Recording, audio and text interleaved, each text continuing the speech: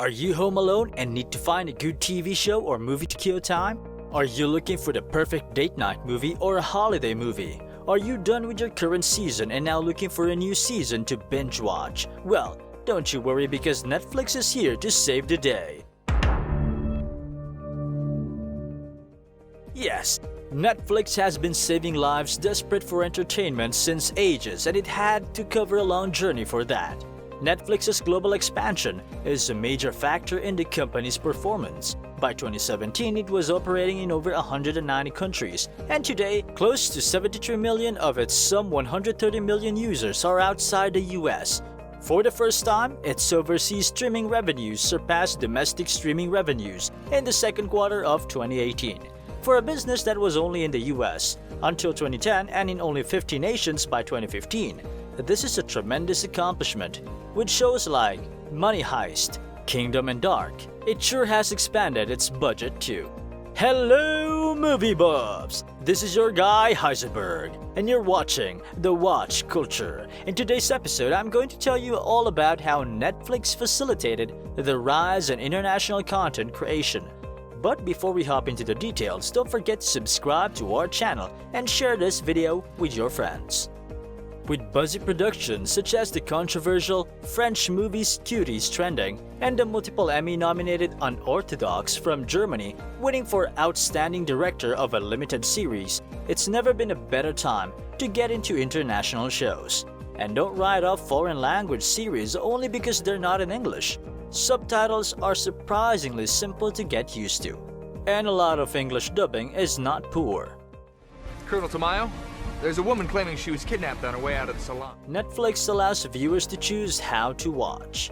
There was no effort by Netflix to reach all markets at once. Instead, in terms of geography and psychic distance, or perceived discrepancies between markets, it carefully selected its initial adjacent markets.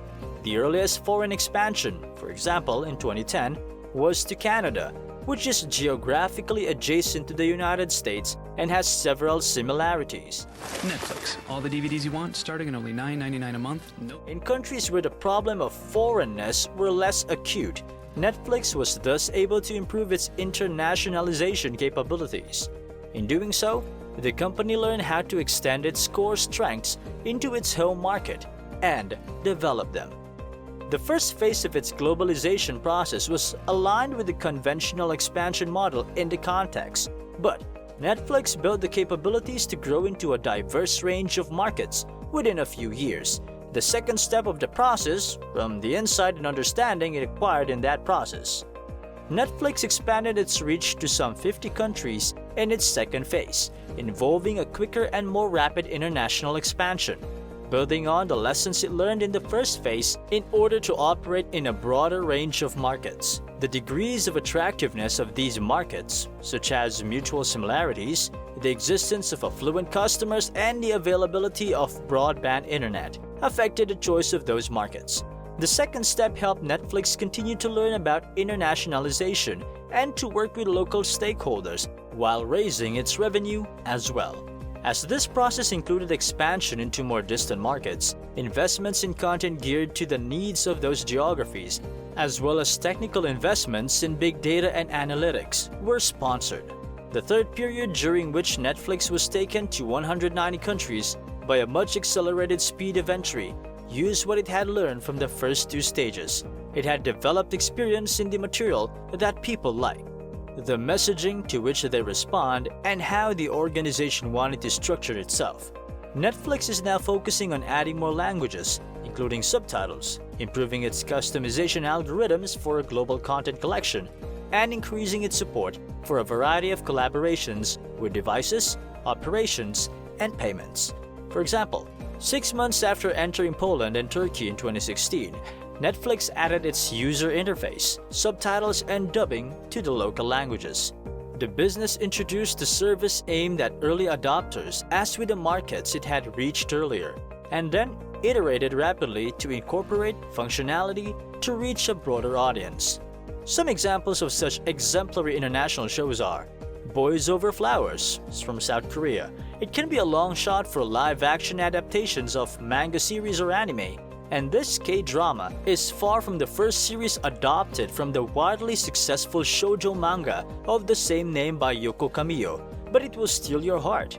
A clique of boys who call themselves F4 rule over the hallways in a prestigious private school, before an assuming, low-income student on a scholarship attempts to stop their bullying, and finally becomes entangled with them in a love triangle. Above all, in contemporary South Korea, it's an indulgent, over-the-top fairy tale. But that's what makes Boys Over Flowers so sweet. Dark, Germany, 3 seasons. It's like Stranger Things. This spooky sci-fi series just, well, darker. A boy goes missing, and it turns out that he's actually reached the forest time travel portal. As the characters learn that through the portal, the events of one time period are connected to another, things begin to get even weirder. With alternative storylines of truth and apocalypse, the third and final season builds on the concepts of time and space. The winding track is very complex, but that's what makes it so mind-blowing too. Shtisel, Israel, 2 seasons. When you meet Akiva Shtisel, you won't be sure whether to laugh or cry with him. But in this uncomfortable yet endearing award-winning series about passion, loss, and fate, we can promise you that you can do both. Akiva is a gentle, ultra-Orthodox 20-something played by Michael Alone, whose romantic and creative aspirations clash with the expectations of his father and the society he is part of. Shulem, Akiva's recently widowed father, is also in search of love and a good meal, but his dead wife haunts him. You will also get to know the daughter of Shulem, Gitti, since she is struggling to hold her own family together. Undercover, Belgium or Netherlands, 1 season. This binge-worthy Dutch-language crime thriller is inspired by a true story and has 2 undercover agents getting the dirt on a drug lord by posing at the campground where he vacations as a couple. The 2nd season of the show, which premieres on November 9, has the pair going undercover again, this time to take down the illicit arms trade. If you like this video, then make sure to give it a thumbs up and subscribe to our channel for more interesting videos in the future. Also, hit the bell icon to stay up to date and be the first one to watch our latest videos.